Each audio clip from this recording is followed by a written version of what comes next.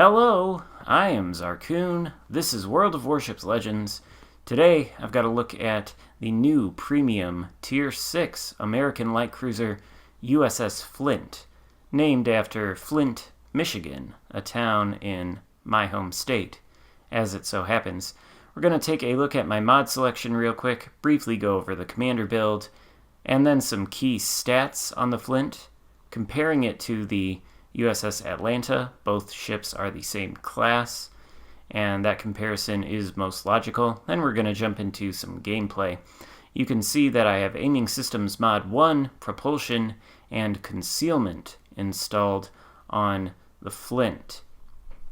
Now, as for the commander, I am using a Level 12 Norm Scott with Gunichi Mikawa and Isoroku Yamamoto as the inspirations. This is more or less the build that I've been using on the American light cruisers, and I also use Scott on the heavy cruisers. Sometimes I mess around with the build. As for stats, the guns, same caliber as the Atlanta, 127mm destroyer caliber guns. The only difference is the Flint has 12, whereas the Atlanta has 14. Same reload time, same turret traverse time. Another difference though, the Flint's guns at base range go out to 14.7 kilometers. I think using Reaching Out on Norm Scott to increase the range of the Atlanta's guns by 10%, you get something like 13.2 kilometers, so these guns shoot further. Don't know why, they're exactly the same caliber, but they do.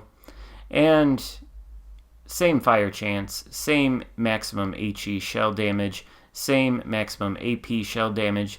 You just get 2 fewer guns on the Flint than you get on the Atlanta.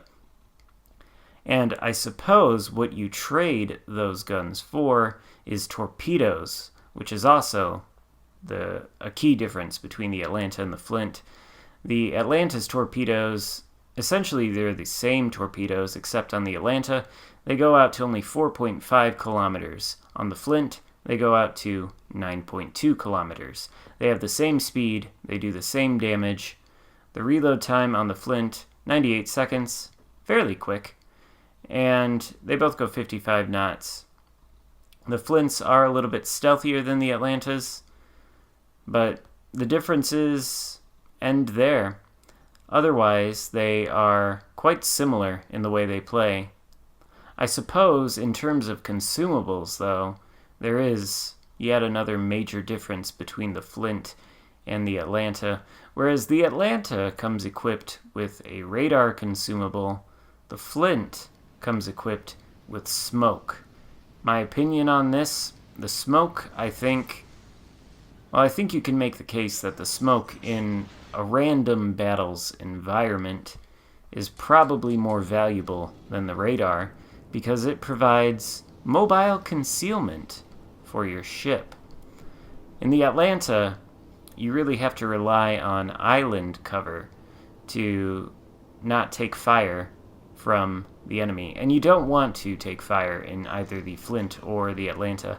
Essentially, both of these ships are oversized destroyers, so they have no armor.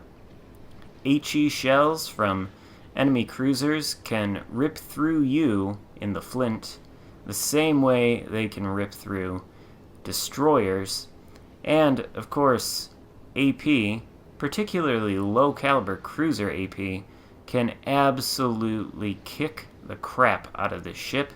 So you generally don't want to be very close to anybody, and you don't want to be taking a lot of fire. Having the smoke screen, though, helps tremendously with that. It's got a rather long duration. I think it's about 1 minute and 50 seconds, not quite as insanely long as the American destroyer smoke, but very good duration for cruiser smoke. Right now, we're taking some shots at the Indianapolis. Of course, the Flint has ballistics that are quite like the Atlantas. Flint launches its shells up into the air. I think they orbit the Earth a few times before they come back down and land on their target, so they can be tricky to aim at longer ranges, especially if you're firing at something smaller than a battleship. Nevertheless, we are able to hit that enemy cruiser, reset his capture progress, and get measly little 2,600 damage. We're going to grow that number here shortly. We're going to come around the corner. A friendly Fubuki has laid a smoke screen, and we are going to take advantage of that smoke screen, which is quite nice since we don't have to waste one of our own, and open fire on the Bayern. Now, the reason I picked this game is because this game highlights, I think, what the Flint can do that the Atlanta can't. Number one there, you saw we launched torpedoes. The Atlanta's torpedoes, only 4.5 kilometer range. You have to be suicidally close in order to use them. Occasionally, you can get into a position where an enemy battleship might be coming around an island, and you might be able to launch the torpedoes, catch them by surprise, possibly even take them out. They do a fair amount of damage, 16,633, I think, so they do hurt. You know, they're just really slow, and on the Atlanta, they don't range out very far. On the Flint, though, 9.2 kilometer range is incredibly usable. With the concealment mod, this ship has a sea detectability range of 9.7 kilometers. That's actually with the concealment mod and a level 16 Gunichi Mikawa influencing the build. So 9.2 kilometer firing range on the torpedoes. You can almost fire them from stealth. Not quite, but just goes to show that the Flint and the Atlanta, speaking of Atlantas, we're shooting at one now, our fire takes down the enemy Bayern. The Flint and Atlanta, both oversized destroyers. Pulling back into the smokescreen a little bit more, going to try to land some more shots on that Atlanta, and you can see with the high firing arcs of the shells, we are able to lob them over that island. Now we are taking shots at the Ismail out there. No idea if they're going to hit, since it takes so long for the shells to get there. They don't end up hitting. We need to aim a little bit higher. So you see what I mean about the guns being rather tricky to aim at long range. You're going to have more success if you're shooting at a battleship than something more maneuverable. But there's another thing that this ship can do that the Atlanta can't. The Atlanta would not be able to hit any shells on a battleship 14.2 kilometers out there. The Flint can almost sort of kind of do it. It's not really working out that well, so we are going to give up here in a second. We do want to turn around and start heading for the center cap that the majority of our team is now contesting. But we are also going to take a couple pot shots at the Indianapolis out there. The enemy holds 2 caps to our single cap, and they did have a points lead. We have now gained the lead, but it's only by a couple points, and the pendulum could swing either way at any moment here. In order to give ourselves a better chance of winning, we're going to need to take that Bravo cap. And hopefully our team is going to help us in doing that. The Flint is not exactly great at contesting caps, despite the fact that it does have a smoke screen. I'm not entirely sure what the smoke firing penalty on this ship is. I do think it's pretty low, but you can run into situations where you're inside of a cap circle sitting in a smoke screen, and an enemy destroyer that you cannot see can approach you and then spot you due to the smoke firing penalty. So, in situations like that, if you're spotted and that destroyer has support, you're in some trouble. But you do have a way to defend yourself inside of a smoke screen. You have the hydroacoustic search consumable, which is going to give you advanced warning if anybody launches torpedoes into your smoke screen. And as we know, smoke screens are torpedo magnets. Got a Dallas there that's looking like he's threatening to come around the corner, so we launch some torpedoes his way. And we switch to the AP, anticipating that he will come out broadside. But looks like he gets caught on the island or has second thoughts, not sure which. Either way, he's not coming around that corner. So we're going to open fire on the Belfast right now, who doesn't appear to be too concerned about our presence, which is a good thing. The Belfast could take us out with relative ease. We're able to hit him with a couple shells here and there. He is deploying a smoke screen, so he is going to drop spot here right now. And of course, if I were in the Atlanta, I'd have access to radar, and I would be able to probably reveal the position of that Belfast and continue to lay down fire on him. So, you know, here's a situation where the radar would be useful, but I don't have it. In all honesty, like I said, I think there's a good argument to be made that the smoke in a random battle setting is more useful. And the torps on the Flint, well, you can see by the white line on the minimap when I switch to my torpedoes their maximum firing range. And you can see the last known position of that Belfast, and I think it's a Helena who's sharing his smoke screen inside the Bravo cap on the minimap. The white line covered, or the white circle covered both the Helena and the Belfast, so I know from that my torpedoes are in range. I launched them preemptively.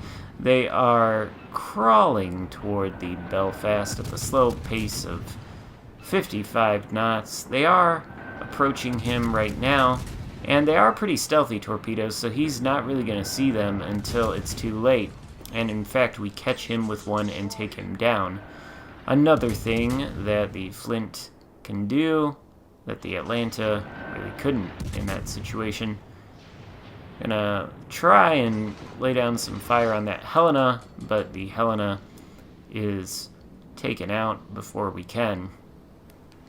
Now, I do think that prior to this ship's introduction to the game, the Atlanta had suffered from pretty moderate to severe case of power creep. Things like the Belfast and the Russian cruisers, especially the Kutuzov, you know, they can also be HE spamming menaces much like the Atlanta. They do have bigger guns, so their HE shells tend to penetrate thicker armor and do more damage, especially the Russian ships, because they have access to that equilibrium of power, whatever that skill is that Kuznetsov has that increases the HE shell penetration by a ridiculous amount, which means that most of the shells you fire at ships are going to actually do damage.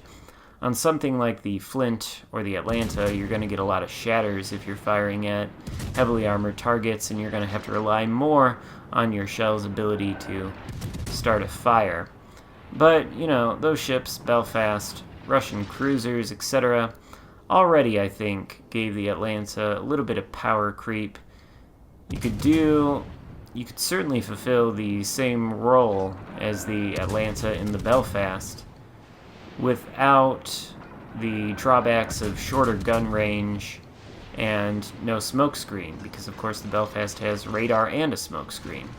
And now with the Flint, what you've got is something that I think will result in even more power creep to the Atlanta.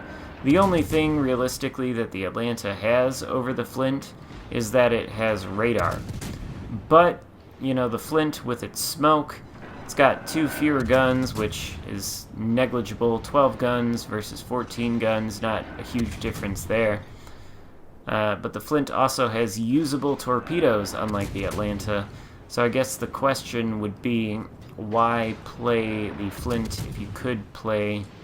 or why play the Atlanta if you could play the Flint? That being said, taking a Flint and an Atlanta into a division would probably be a pretty wicked combo, with the Flint smoke and sonar. Atlanta also has sonar. You could have double sonar coverage inside of a smoke cloud, and you would have the added benefit of the Atlanta's radar. Now, though, we hear that we are our team's last hope, which is not something we ever want to hear. One of our teammates had the presence of mind to launch a fighter plane, or a spotter plane, whatever you want to call it, before he went down. That plane is keeping the Ismail spotted, which is of a tremendous help to me. I think that was maybe that was the friendly New Orleans who went down. I think he ends up top of the leaderboard. He has a pretty excellent game. So without his assistance here, things might not have gone so easily for me, but as it stands, that Ismail looks like he's about to eat a torpedo. He does. Probably doesn't have damage control left, and he's going to go down. We're going to end the game with 3 kills, 79,000 damage. Not too shabby for the Flint here. And there's my look at it for you. I hope you enjoyed it. If so, give it a thumbs up and consider subscribing to my channel if you haven't done that. Thank you so much for watching. I'll see you next time. Goodbye.